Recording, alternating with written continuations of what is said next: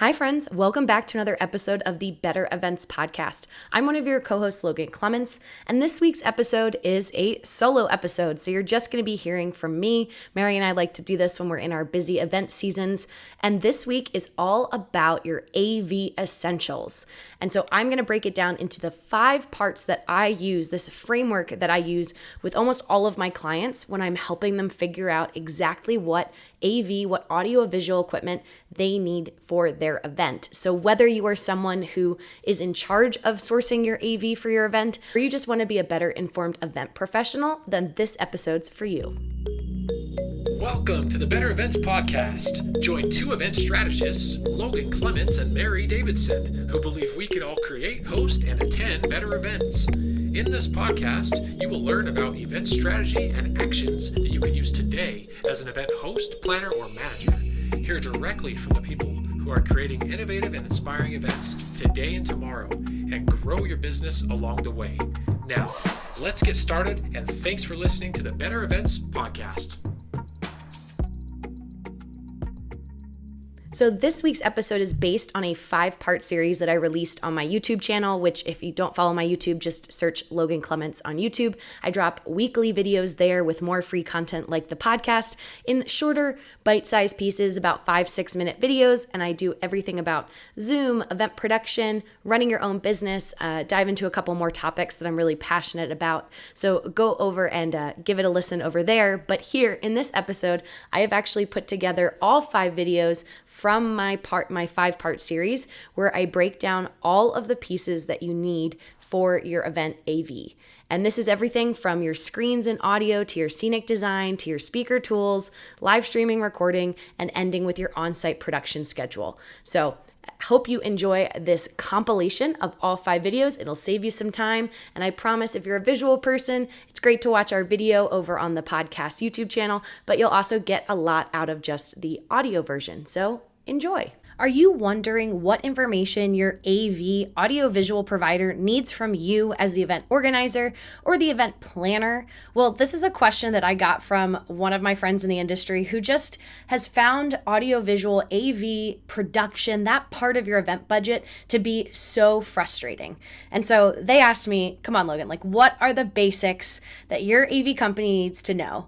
I've also worked with a number of technical directors as a freelance event producer, so I also have heard the question of why don't the event organizers understand I needed to know this information before we were here and setting up on site? So that question, while simple, I feel like is a very complex answer. And by complex, I just mean long. And I know here on YouTube, you guys like those bite-sized kind of videos that I do. And so what I'm doing is I'm breaking this down into a 5-part series. This one is going to be part 1, and I'm going to talk through all of the different pieces of what your AV company will know. I promise you, if you watch all of these, you'll have a very comprehensive idea of exactly what your AV provider needs. All right, so what information does your AV provider need? Essentially, they're looking for what is captured in traditionally an RFP, a request for proposal. Now, I'm hesitant to say that off the top because I do think there's a lot of people who have RFPs they've used for their events over the years. They might not be that accurate. They're not really updated. There's a lot of hidden language that they don't actually, lay out there. So don't use an RFP if it is old, but what I'm going to do is I'm going to give you 5 different areas that I think you need to make sure to lay that information out to your AV provider, and that will help them give you the most accurate quote of exactly what you need. It also will give you some scenarios. One of the favorite things I love to do as a producer, scenarios that you can ask your AV provider to utilize their expertise. Maybe you say, we have a little more budget, what are some options for how we can best utilize it? And instead of just saying it broad like that, you can actually have it in these specific areas. So no matter if you already have an RFP or you're working through one right now, or you're going to make one as you watch these 5-part videos, these are the 5 pieces of information that I think are the most crucial to give your AV provider to get an accurate quote and not have any hidden surprises along the way. In this video, I'm going to talk about part 1, which is going to be talking about how the attendees see and hear your content. In video 2, I'm going to talk all about scenic. Video 3, we're going to dive into speaker tools. Video 4, we're going to talk about live streaming and recording, and part 5 is schedule. This is a question that you need to ask yourself as the event organizer or the event planner, and what 2 parts of this, it means the screens, the visuals, what are they going to see? Where are they seeing those screens? How many of them? And how are they going to hear your content? The sound system. So with screens, it can be as simple as a single projector or even a single monitor, or it can be as robust as I've had 40-foot by 20-foot LED boards. An LED is a great solution if you have a bigger budget. You're going to have those beautiful pops of color. You're not going to have any of that kind of washout that happens when you use a projection screen, especially if your venue has nice big windows. Windows and sun make your projector really, really faint and people can't see it. I also think in a very, very small room, a monitor is great because it's kind of a 2-for-1. Smaller rooms love using these because it has a sound system built into the monitor and it's got your visuals. And it's incredibly speaker friendly using a monitor versus using a projector versus going really big and going with LEDs. So knowing kind of what quality you're looking for, as well as how many that you're looking for. Again, the size of your room, the type of event, that's going to determine. Like a big ballroom that's going to seat 800 for a fundraising luncheon, you might need 2 screens in the front of the room and 2 screens in the back of the room because you want to seat people in rounds and you want to make sure everybody can see everything they need to see. Maybe you're going to do, I had one event, we did a huge 4x1 LED screen, and that screen was big enough that we were able to duplicate content on the left and right of that single screen to kind of serve that same purpose. I've also had some people use rigging and they fly screens from the back of the room so that even farther back can even see what's going on. Think of it like a stadium. I love sports. So where are all of your screens to make sure everyone in your room is able to see your content? All of that information really impacts your AV provider, and a projector can range, from $1,500 to $10,000. So knowing exactly what you're looking for, if not the exact model, but just yes to projection, no to LED, or maybe you're open to both, and or the quantity, 3 of these, 1 of these, none of these, that'll help your AV provider get you a better quote. And how you hear the content, your sound system. So this is something that's really important. You're going to see rigging as a really big cost on any of your AV budgets. Rigging is anything that's getting hung from the ceiling. So the rigging that's involved. And a lot of times, if it's a hotel or a venue, they make you use their people for rigging, which we can gripe about it. It's annoying, it's expensive, but they're going to know the best ways to hang things. They know the venue. And also, I'm just a very risk-averse person. So when you're sitting there at the end of the day, you don't want to be worrying about a speaker falling on someone or something from the ceiling falling on an attendee. That is like every event organizer's nightmare. So I would rather say, don't, be pushing back on some of these things. The rigging just costs what it does. But depending on the size of the room and the budget, you might not be able to afford rigging. So your option then is going to have a floor-supported sound system. So that is a speaker on a stand. That is a stack of speakers. There are a couple options. Again, this is where you can maybe say your preference to your AV provider or let them know, I'm going to need the room to be filled for 600 people. I want the audio to sound great from the front and the back. What is your suggestion? It's also important in this process to be talking about maybe how many speakers you have, speakers on stage speakers, because you also need to know how many microphones. A lot of times they are sold in packs of 4, so needing 4 microphones, 8, 12, even if you only needed 9, they're probably going to have you rent 12. This is just really helpful to know. Also knowing the maximum number of people who are going to be on stage together, because if 6 microphones are in play at your panel, that's going to be a lot more complicated than 1 mic on a podium that people are just kind of stepping up to. And so that's a different mixer, the equipment they use to mix all of your microphone feeds to make sure everyone sounds good. You're not getting that awful pinging feedback sound, all of that. And all of that information is really important for your AV provider to get you the best quote possible. This is a place in particular that I have seen budgets kind of get a little out of control with last minute ads because they didn't really think through their programming and they didn't understand how many mics they needed. And so that ended up last minute, we needed to bring extra mics, which then meant we were doing a lot with the smaller mixer, so there was feedback, and it just can really impact your event experience. So just making sure you're thinking about your screens, your sound system, and with that, you need to know your number of attendees, the size of the room roughly, and roughly how many speakers are going to be speaking in your program, and the max number at one time. All right, that is part one of what your information your AV provider needs for your event. I will also put my pro tip in here is whether you call it an RFP or not, I have certain events I do annually, and I will say, quote, an RFP, but it's really a document with just a bunch of bullets of the equipment that I've used from the year prior. I also will include notes of anything that got added on site. So that is a living idea of what I'm looking for when I reach out to my new AV provider. Here is something that I can say, okay, this is what we did last year, plus we want to add these 3 things.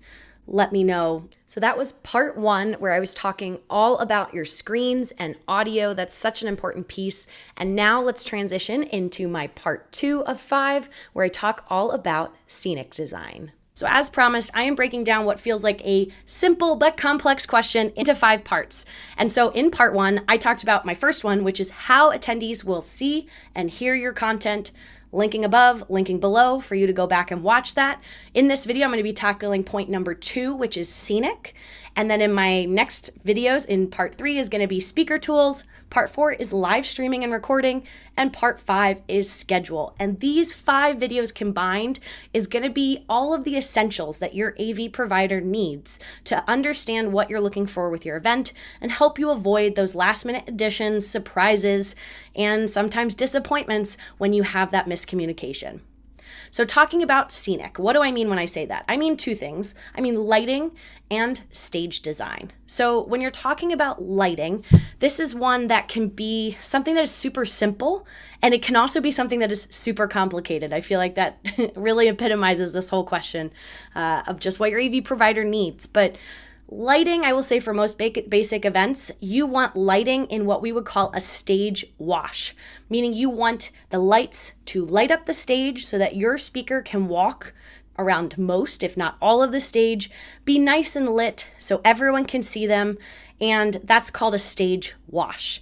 Now, for a more complex show, you might want dynamic lights and lights that move. When we say dynamic, move around the room. You know, if you're doing an awards portion or something, you're going to want movers is what they call them, but you're going to have lighting that kind of moves around the room and is very dynamic. You might also want lights behind the stage as your backdrop or around the room. A lot of planners are very familiar with uplights.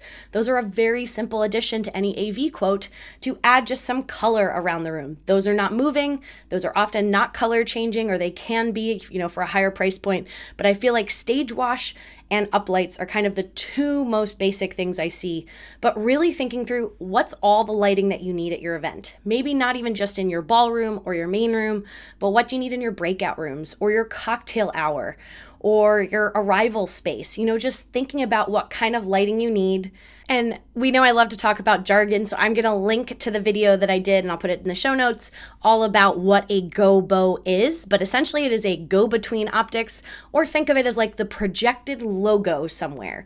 That is something that I feel like so many event organizers and event planners forget about because it's a nice element to add to scenic to your event, but it is something that's so small and kind of off on its own that people forget about it. So if you are going to have gobos, yes or no? How many of them do you have? So that all plays into lighting. And in part 1, I talked about with screens and sound system where rigging comes into it. So lighting also gets impacted by rigging. If you are going to have rigging in the room, that gives you more flexibility to hang more lights, have more lights that you have control over. Or if you are not doing rigging, this is where you're going to have floor supported lights. So on stands.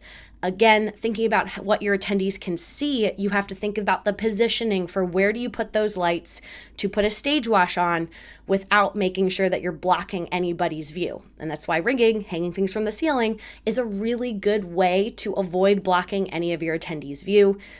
Lighting on its own is something that can be very inexpensive. I've had some nonprofit clients rent their own lighting, but then they have learned, oh wow, it is hard to set up and figure out where to place these on these stands so they don't block anybody's way. So your AV provider is going to want to know maybe what's a must-have for your lighting. And then you could also say, I'm also open to seeing like, this is what I must have, but maybe also give me a quote for something in addition. So I had one client where we had up lights were in addition. They didn't want to do it at the end of the day. It was too much. So they cut it off the budget. But you can ask for these things for your AV provider to game out maybe what would it look like to have movers, dynamic lighting, so we can really have some fun. And lighting is another one I think is so underrated as an event producer to really transform a room.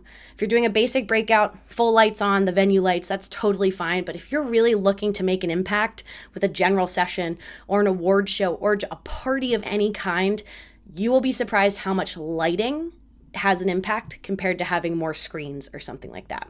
And my second part here of scenic in my part 2 video is stage design. This can be something as simple as we have a stage and you're just figuring out, is the stage provided by the venue? That is often the case.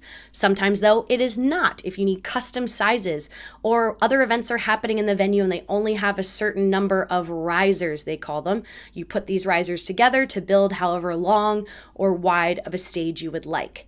So it can come from your venue, but you want to make sure and check with your venue person. If not, your AV company can sometimes provide this or find somebody who does.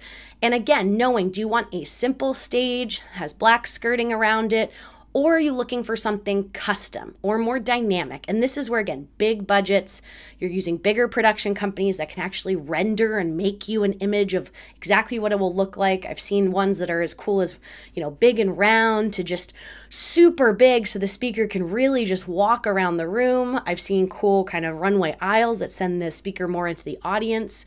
There's a lot of creativity that you can have. But it is really helpful for your AV vendor to understand what you're thinking about, even just the size of the stage you're looking for.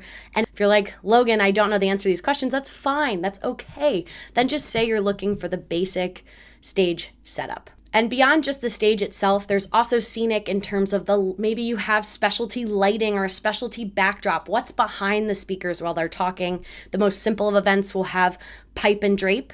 Now, that doesn't always come from the venue. Sometimes that is another vendor that you need to bring in. I've also had clients who've used LEDs behind the speaker because that enables you to have a really cool picture up there. And it's something you can change. It's dynamic. I've seen print backdrops. I've seen some people who've rented florals and rented plants and things to put. So you're trying to think through all of that.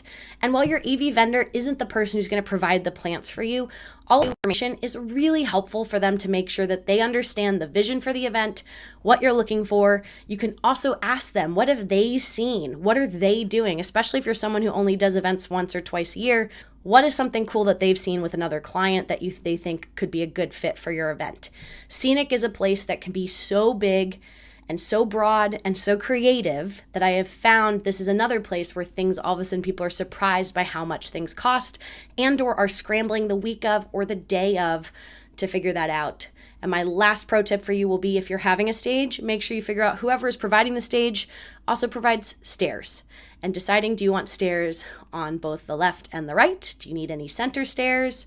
That's just another question I feel like on site I am constantly talking with people about shifting the stairs and figuring out where they are. So if you're thinking about stage and scenic, make sure you also think about stairs. And that's the end of my part 2 tip. Let's transition into part 3, where I'm going to be talking all about speaker tools. And this is one of those things that I think you as an event planner are probably the most familiar with when it comes to talking about AV, because you often have to talk to your speakers.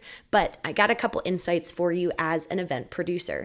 Now, I will say that I anecdotally use the word speaker tools. I will say that is not necessarily like an AV term, but it's something that I use with my clients all the time because I straddle that technical world where I know enough tech to be dangerous, but I am by no means a technical director.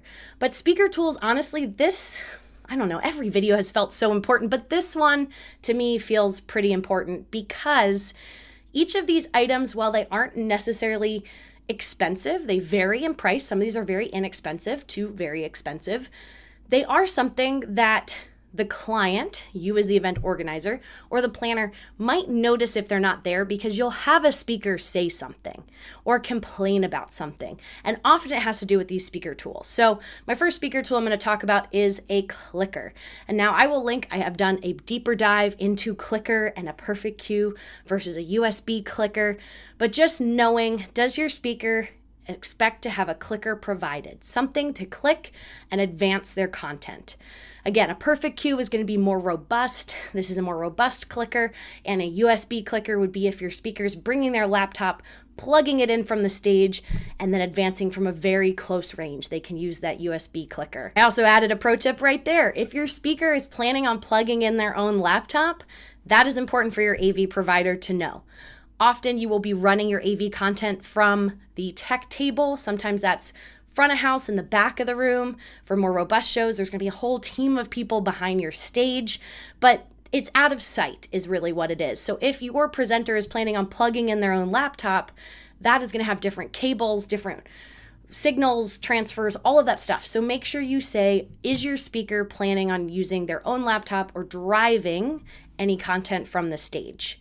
But clicker is an important one, and honestly, I have very few events right now that I do that don't involve a clicker. My sporting events don't have clickers involved, but almost every other show I work has a time where they would need a clicker. So making sure this is something that you have included in your quote. My next speaker tool is a speaker timer. This is essentially like, from sports, a shot clock that counts down or up to any time that you decide. This is really important for events that have lots of moving pieces and helps your speakers just know where they are in their program. If you have one speaker talking for an hour, you probably don't need a speaker timer. But if you have multiple speakers coming up on stage, especially if you're trying to do any of the trendy, dynamic, shorter talks, time goes quickly. Something I've learned from YouTube. It is easy to say, oh, I'm going to have a short talk and it'd only be 3-4 minutes. No, it's actually 10 to 12 minutes. So this is something where having a speaker timer is just going to keep your speakers moving on time. It also gives you the flexibility as the organizer to adjust timing on the fly to either make up time or give someone more time. That is something that's just so helpful. And then my third speaker tool that I talk about here is confidence monitor or teleprompter. So this is, how is your speaker expecting to see their notes? And this can be as simple as just they made their slides in PowerPoint, they have notes in that PowerPoint, they want to be able to see their notes. And so this usually involves some monitors that are down in front of the stage, facing the stage. The audience doesn't see them, but the speaker does. And this can be as simple as their notes they've provided to, I've had some speakers this year who really wanted to see their next slide, or it could be more robust where it's much more of like a talk track or a script, exactly what your presenters are going to say. And your most expensive is going to be your teleprompter, mainly because this comes with a specialized operator with specialized software, and it's a little more robust of a setup. Or if you're someone who followed any of, all the different political talks that happened this year, you're going to see what they call the presidential prompter, which is, to the audience, it looks like just two pieces of glass, but to the presenter standing on the other side, it's actually their wording, and it's a scrolling prompter. So scrolling prompter is different than advancing your slides one and your note slides advance. So there's just, as you can see, so many different ways to show speakers their notes. And this is something, just letting your AV provider know what you're looking for, getting those quotes. And then once you know exactly what those speaker tools are and you've decided on them, sending that to all of your speakers so they're aware, hey, we're not providing a clicker, or we are providing a clicker. We're providing a speaker timer, or there's no way your content is going to be run from the tech table versus run from the room. All of these simple questions can help just save you time in the moment and avoid you having to do any last minute changes. I've definitely been a producer on site for one where we've had to last minute scramble to allow a speaker to run their laptop from the stage. We were able to make it happen. I will say it put a lot of stress on the crew, and it led to some unnecessary maybe budget impacts because that got billed back at the end of the event, even though in the moment we just had to make it happen. So knowing what your speakers are expecting, what you want as the organizer to provide them with as speaker tools, because sometimes you're not going to be able to give everything your speaker once because everybody's budgets are different. But understanding your speaker tools, though, will help you set up your AV provider for success. Right, and now it's time to get to 4 out of 5. We're almost there, folks. This is where we're talking all about live streaming and recording. So you might be like, Logan, we've stuck with you for 3 videos, or maybe you haven't. I'd go back and watch. But this one, we're talking about live streaming and recording and why your your AV provider needs to know this information. COVID taught a lot of people a lot about live streaming. I think it's a conversation more than it ever has been and has continued through COVID. I still am doing events that have a live streaming or virtual component. So when you're reaching out to your AV provider, it's really important just to answer the simple question do you plan on live streaming your event? Yes or no? Now, if you say no, there's always going to be a but or a follow-up question. Do you have any virtual presenters that are going to be coming into your sessions live? So are you streaming out to people? Yes or no? Are you also receiving anything in, meaning a virtual presenter in? Yes or no? And those 2 questions are going to be really helpful for your AV provider because I think there's a lot of hidden equipment and costs that come up with live streaming. We've also all experienced how fickle the internet can be at times. And so I've just found if you want to have a live stream element to your event, that's usually not a cheap add-on. That is not something that is inconsequential as a budget item. So making sure you know, are we doing it? Yes or no? If you are as far as knowing what exact platform you want to stream to, meaning are you streaming to YouTube, Facebook? Are you utilizing Zoom? Is it a webinar? Whatever it is, having that answer can also help your AV provider understand what they need to provide from an equipment perspective. Now, that's live streaming, and it can get more complicated, but again, these are just basic questions you need to know the answer to for your AV provider. Now we get into recording. So this is something that you can't really record your event without cameras. Now you could record the audio only if you wanted. That's possible. But if you want any kind of video recording, that means you need to have cameras in the room. And you do have some options here. If it is something that you are looking for the most basic of a recording, just as like for your records, maybe you'll use it later. You could maybe have a single camera in the room, a single camera on a tripod without anyone operating it. They make a nice wide shot of your stage and you leave it. And you just start the recording and that is it. Set it and forget it. More often than not, you'll see a standard 2-camera shoot, meaning you have 2 cameras. They are both at the back of the room, so they're nice and centered. One camera is a wide shot and one camera is a close, tight shot. And often you will have one operator, one person, human, behind each camera. That is like the standard setup. If you have a more like robust show, maybe you have more than one camera. I've had shows where we've had 5 or 6 cameras because they've wanted that very dynamic, not just recording, but also talking about IMAG, which again, I will link to that video that I explained what IMAG is, but it's essentially image magnification.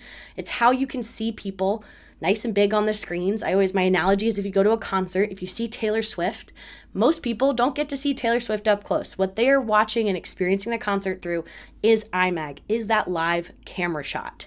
So that is something that if you particularly have a big room, you really want to make sure that you have IMAG to help your attendees really see your presenters. So that's something that's really important to think about is recording, and are you doing IMAG in the room? Another piece here too is to think about your accessibility. Are you also going to have a sign language interpreter?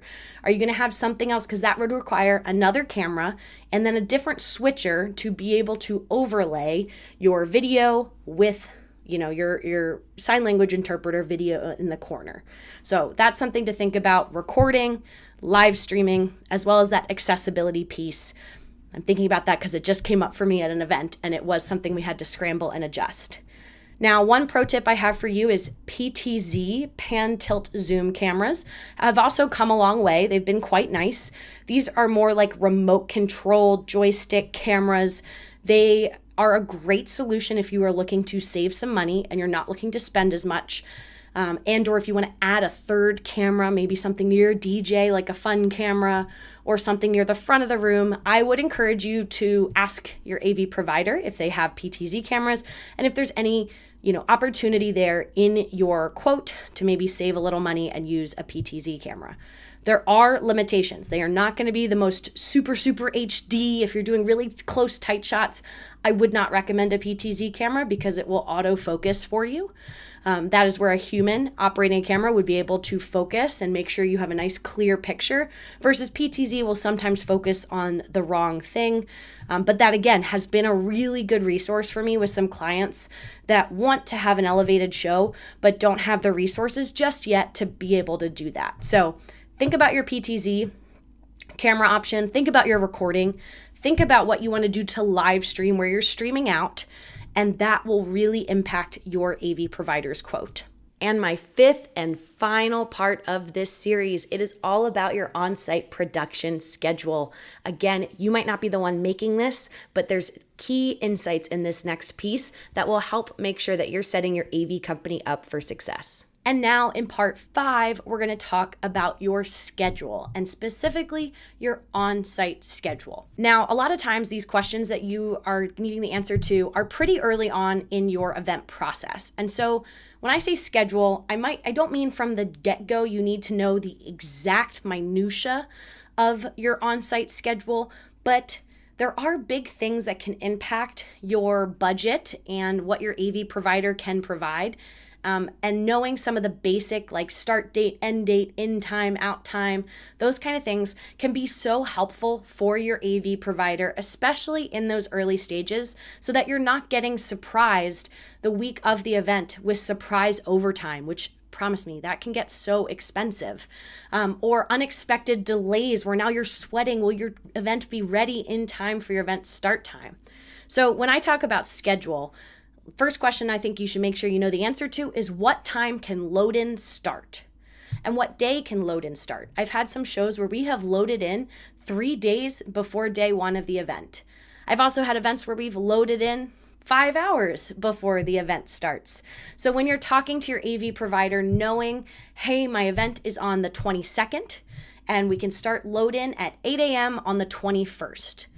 That is really helpful because a lot of what we do with production schedules is we work backwards. So if you know your event is at 7 p.m. on the 22nd, but I can get in at 8 a.m. on the 21st, your AV provider is then going to start doing some backwards math of how much they can get done on the 21st, and then what time they need their crew to come in on the 22nd so that they're ready by the 7 p.m. start time. And almost as important as what time can they start load-in is what time do you need to be out of the venue. And again, some of these can be easier said than done. If you're using an in-house AV provider, that out time can sometimes be a little more flexible because they're in-house. But I would always know the answer to this is, do I have to be out the same time tonight? Which, just to think about, if you have a 7 p.m. event, it doesn't conclude till 10 p.m., do they need to load out that night and be out by midnight or 2 a.m. or 3 a.m.? And why you need to know those ins and those out times, because that lets your AV provider know how many bodies, how many people do they need to load you in, set you up so you're all ready to go. And then same thing for loadout. They can also flag in that process, hey, this is not enough time on either end, and you can go back to your venue and see if you can negotiate or if there's any wiggle room. And this is just something, again, I feel like we talk about some of this and that a lot of times this can be a surprise and a detail we are not getting to until the final months right before the event. Another thing to think about is, are any speaker rehearsals or rehearsal times on site needing to be factored in? As a producer, I am constantly requesting from my AV providers, my production teams, that we have time on site to do a tech rehearsal, meaning no speakers are present. We want to get through it technically. And then also I highly encourage speaker rehearsals. And if you've watched my videos, you know I've reframed them to some people as tech checks, and that's totally fine. But that is something to think about, and that you would need to tell your AV provider, because like I said, we're working backwards from event start time is 7 p.m. But now we want to do rehearsals for at least 4 or 5 hours a day. Okay, now I need you ready by 1 p.m. So now that's going to impact the day before load-in and the same day of when they need to be ready by. Again, how many people do they need to come in? Is there overtime impacts? This can be something that can just add to your budget unexpectedly. It also, if you have flexibility with the venue, I would encourage you sometimes to pad more of that time and come in a day earlier. That can add a day to your scope.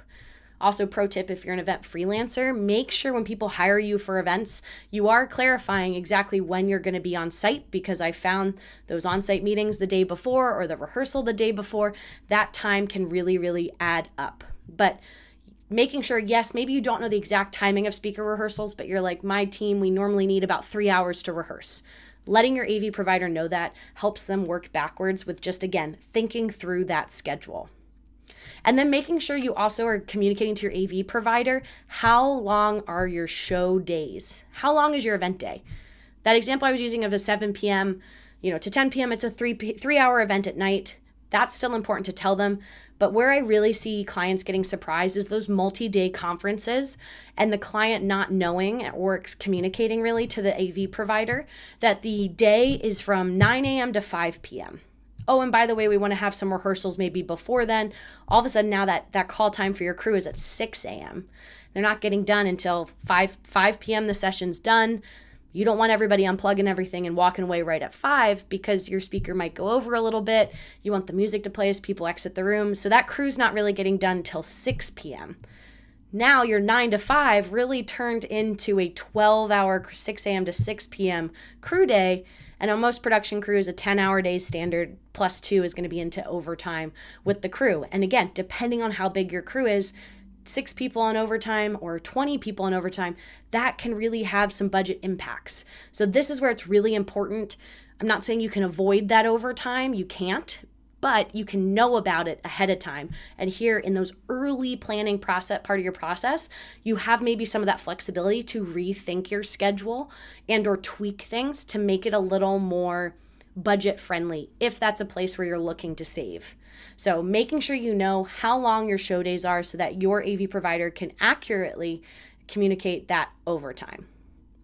So those are the really big pieces with a schedule. I've just found a lot of times those details aren't getting nailed down until the week before or the month of, and then unexpected budget impact comes up. So making sure as early as you know this information, even if you don't know the information or you have a good relationship with the venue and they're flexible, that's a question. Then you can go back to the AV provider saying, if I know you need to be ready by noon, what time do you need access to the venue? And then you can go back to the venue and ask. But often these times and dates are laid out in your venue's contract. So just communicating those to your AV provider. And if you are someone who is so detail oriented and even want to just put in an email to your venue contact and say explicitly, what time can load and start? What time can they be out? I will also add as a pro tip in here is also understanding what your load in and load out capabilities are at your venue, meaning how many loading docks do they have? Do they have any other venue, events happening at the same time as your event? Or when we're loading in, is another event loading out? Those are just some minute details that are good to get information about and let your AV provider know, because that could also impact what time they try to get in. I've had a venue where we all had to share one freight elevator and it kind of slowed our event down because another event was late getting out, and I would have, now knowing what I know, probably have just budgeted 2 more hours of overtime for my load-in crew to account for that, because I can't control the event before me running late, but that was something in the moment we had to react to. So just things to think about. Schedule is such an important one. Knowing those rough hours, saying they are subject to change, but getting a general idea of what that costs. Because yes, overtime is pretty standard. It is not necessarily in every single, AV provider does it, but it is one that I'm seeing probably a majority, about 90% have overtime. So having those minute details of your schedule, at least the ins and the outs and your rough show days, will help set you up for success and have a pretty accurate quote. Well, that brings me to the end of this 5-part series, folks. If you have stuck with me for all 5, woo, congratulations. If you missed one, feel free to go back and watch parts 1 through 4. This was such a simple question that I got from a colleague that I felt like I started to kind of outline this video I was going to do. And I went, wow, this is really 5 separate videos instead of 1 video. So I think if you do even a handful of what I've talked about in any of these videos, you're going to be setting yourself up for success in the future. If you hit on all 5 aspects of what I talked about, you at least have a great foundation to jump off from. So making sure that you're thinking about how attendees hear and see your content, you're thinking about your scenic, your lighting, your staging, you're thinking about your speaker tools. What do they want to be able to see and have to help them perform well on stage? Are you going to be recording, live streaming? What kind of accessibility are you having as a part of your events? And then fifth and finally, your schedule. How much time do you have to accomplish this goal? Those 5 areas are going to set your AV provider up for success, enable you to have maybe a little less back and forth. And my final pro tip I'll leave with you is always be asking questions. If there's something on a quote that you don't understand or you want them to clarify, any good AV provider will explain it to you, and take that time. If you are finding that you're getting shut down or felt, maybe silly for asking a question, I would highly encourage you to look for maybe someone else and or consider a producer, because that's the role that I fill often, is I get to be that devil's advocate. And there's sometimes a little bit of extra power coming in as a third party, and getting to advocate for you, the event organizer, the event planner, but also being someone who is very empathetic and understands where our AV providers and operators are coming from. Well, folks, thank you so much for sticking with me for all of these 5 parts of my series about AV essentials. Hopefully you learned a thing or two about what you need to tell your next AV partner for your event. This is an episode maybe you'll want to come back and listen to next time you're actually sourcing an AV partner. I have used this framework over and over again in the last 6 months since I released this, and it still rings true to me today. So hopefully you learned something new, and as always, you can follow us on Instagram, Facebook, and LinkedIn at Better Events Pod. You can always connect with Mary and I directly on LinkedIn. We love hearing from you. Please just let us know you heard about us from the podcast. You can also send us an email at bettereventspod@gmail.com. And as always, we thank you for listening. We appreciate you so much, you amazing event pros, and we'll see you again in your feeds next Wednesday.